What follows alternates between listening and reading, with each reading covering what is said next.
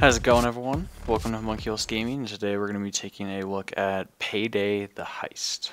Payday the Heist is a four-person co-op first-person shooter bank robbery simulator created by Overkill Software.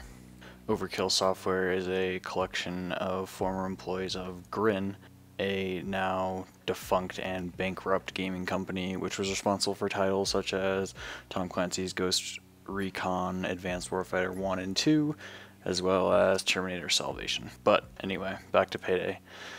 So let's first start off with the options in the game.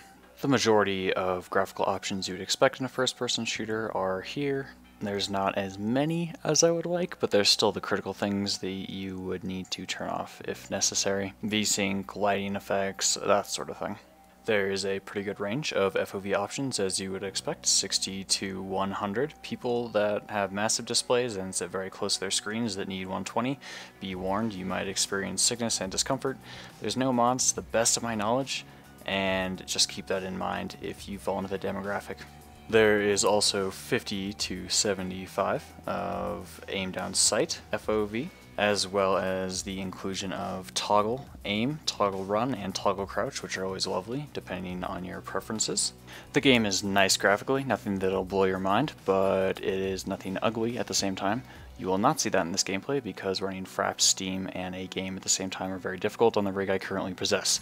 I do apologize for that, but hopefully thank you for your understanding in the matter. So in the options department, Payday the Heist doesn't do anything spectacular, but it has everything you would expect, and unless you have a massive display, you're not going to be disappointed in any way. And while we're crawling through menus here, I'd just like to mention that Payday has an incredible aesthetic. Just the bank robber badass kind of feeling is incredibly cool. The masks are all unique and interesting. Masks are purely cosmetic, but it's kind of the show off how cool you are / how much you have invested into the game kind of thing. There are ones for Left 4 Dead, Left 4 Dead 2, reaching max level, finding hidden things in the game, having promoted the game in the past, being a forum moderator, being an employee of Overkill, that sort of thing.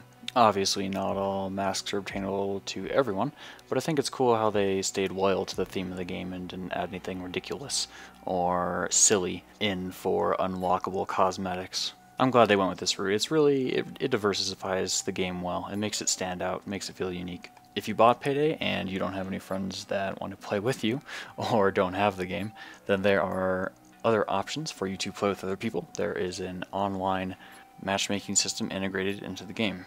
Unfortunately, there's not many people actually playing it, and finding a server near you might be difficult at off-peak hours. Also, there's no actual display of ping I've found in-game or to certain servers. Really weird they didn't decide to implement that, but even on worldwide connections I've never had any massive latency problems. If you do decide to play by yourself, the AI isn't awful, but it could be a little bit better. Your teammates often have to be led around. There's no order them to a certain location or order them to an objective, which is annoying since they run incredibly slow, even when you're screaming at them to follow you. And the enemy AI is often laser-like on higher difficulties in aiming on you, so there's not much of a problem there. And before we delve into the core discussion of gameplay mechanics and whatnot, I'd like to take a moment to mention the soundtrack, which is absolutely fantastic.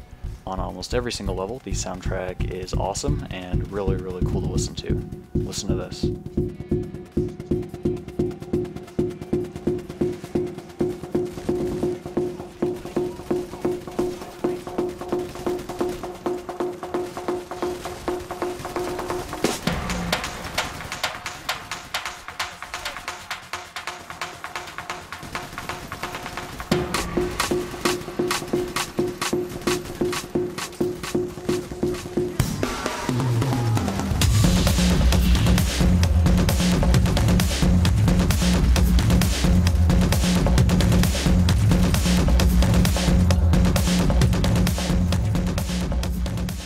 They seem to have put quite a bit of work into it, and it definitely adds to the intensity of when an assault of police officers comes charging in as the music escalates at that exact moment.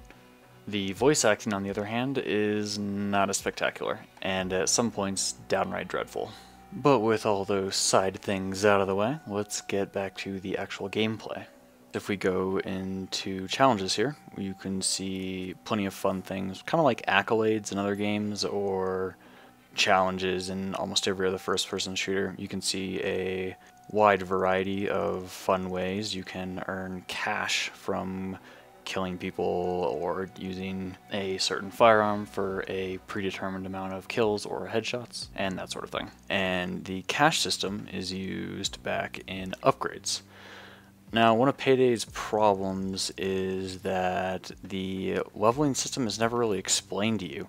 You don't really figure it out until several hours in, and you've spent quite a large amount of time upgrading things that you might have not wanted to upgrade unless you're very well observant and pick up on things extremely quickly, which is not the majority of people, unfortunately.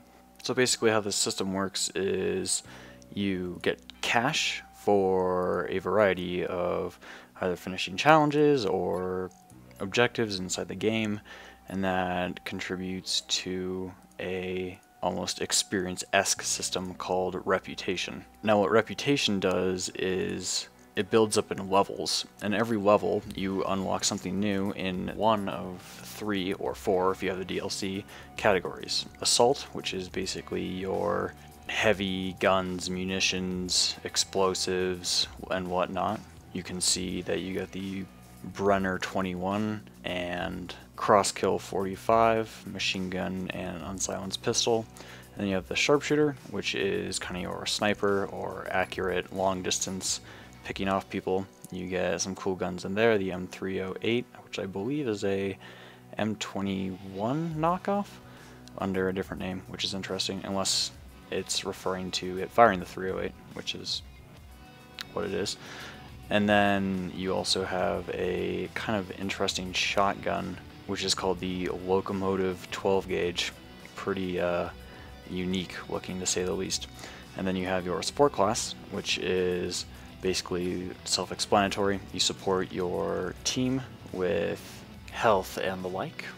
You also get fun little toys such as the Bronco 44, 44 Magnum, and the Rhinebeck, which I believe is a knockoff of the 870 in real life. And then there is the Technician, which you can only use if you buy the DLC for $9.99 at the time of this recording on Steam. The gunplay feels pretty good. It takes a little while to get used to. It doesn't feel like it does in most other games. Most of the guns feel pretty solid, and they actually feel like they're shooting real bullets instead of a pellet gun. And there is some fun progression with being able to unlock sights and flash suppressors, more ammo, extended magazines, that sort of thing. I have 2 major beefs with this class system. One is that it's never fully explained to the player. You're thrown into the game, you fire it up, go through the first mission, and there's tons of new things, there's tons of crap on your screen, you're thrown into the world and people are shooting at you and crap's exploding everywhere and you don't know what's going on. And until you actually settle down in the game for a bit and get your bearings, you never understand the experience or leveling system that's in place. My second beef is that it's completely linear. You have these 3 and 4, if you have the DLC, progression trees, which you progress through like everybody else. You have to unlock it in a certain manner and order. You can't pick and choose the things you want. You can't go through and unlock this weapon before that weapon. You're forced to unlock it in a very long and laborious manner if you want one of the few things in the end of the trees. This issue is compounded, in my mind, that there is only 3, 6, 7 missions in the normal game without the DLC, and 1, 2, 3, 4 difficulties, and a 5th one once you beat the level easy. These missions that come with the game originally are of decent length. They're about 30 to 45 minutes, depending on how fast you play through. Some people that have played through before and they're better will play through faster, and some people that are doing it through their first time will obviously take longer. But the majority of that time isn't actually spent completing an objective. There's this weird assault system built into the game where the police will assault the bank or whatever situation you're in. So you'll have a minute or 2 to run around and place these drills, which are laughably slow. I don't know why they have all these incredibly high-powered weapons, but they can't actually get a blowtorch, but that's a different story. So after this period of being able to run around and there's only minimal infiltration by the police, they will assault the building, which is announced over your radio system, and the police proceed to flood the building with wave after wave of enemies. Now, this assault system could have been really cool. You could have broken into the bank, say, and killed a couple guards maybe, and then held everybody hostage and started breaking into the inner sanctum of the bank or whatever safe you're trying to get into. Then if you fail to negotiate or say release hostages, then the police assault you. But currently it's just you break into the bank, start shooting everything up, and the police start to flood in waves. So basically in Payday you have 7 missions, which are almost completely identical in the way they play, and almost no replayability unless you do things slightly different. Like one mission you're able to sneak through and stealth plays a big role. It's very simple if you are stealthy, but it's a hellhole if you are loud and going guns blazing. But unfortunately that mission is a bit of an anomaly. The majority of missions play completely the same no matter how you choose to approach them, and there is very little variety. But these aren't really the places that Payday attempts to shine. What Payday is really built for is as a co-op game. Playing it by yourself, you're not really going to have that much fun. You're just going to go through the missions and then maybe play through them a couple different times, unlocking different guns, but you'll eventually get bored just playing through the same missions. Grabbing a couple friends on voice over IP and assaulting a bank, laughing, screaming as the police snipe you, bomb you, charge in with giant suits, infiltrate with Splinter Cell-esque characters that knock you out in one hit, is really where this game shines. It's not a single player experience, it's much more fulfilling, and the way it's supposed to be played is with your friends. But I can't really shake this bad feeling when I play it, even with other people, that Payday is a game that really had awesome potential, but squandered it. It's fun for what it is. Gather a couple friends, shoot 'em up, laugh, have fun, scream, whatnot. But this idea, this concept of bank robbery and being crazy and almost Joker-esque, it had awesome potential. It could have been a sweet game, but currently it's just like, it's not going to be memorable at all. It's not going to be something that you look back on like, oh yeah, remember Payday? That game was so revolutionary. It's just a temporary title that didn't really innovate or do anything interesting. There's just not much depth below the surface. This actually would have been a really interesting game to have a morality system in. Currently the morality system is actually pretty bizarre. In some of the levels you end up killing hundreds of police officers, but if you kill a single civilian you are punished. And not to spoil anything, but in a later level you actually do end up killing a civilian or person you're robbing from. But I don't want to rag on the game that much. It's actually pretty good at what it does. It's a fun party game. You buy a couple of versions for your friends. There is a pack purchase option, I believe, and you can gift them to other people. And then you just gather up some friends, have some fun, shoot up some banks. It's fun. And if that's what you want, Payday will appeal to you fantastically. But the game doesn't have much depth or replayability in my mind.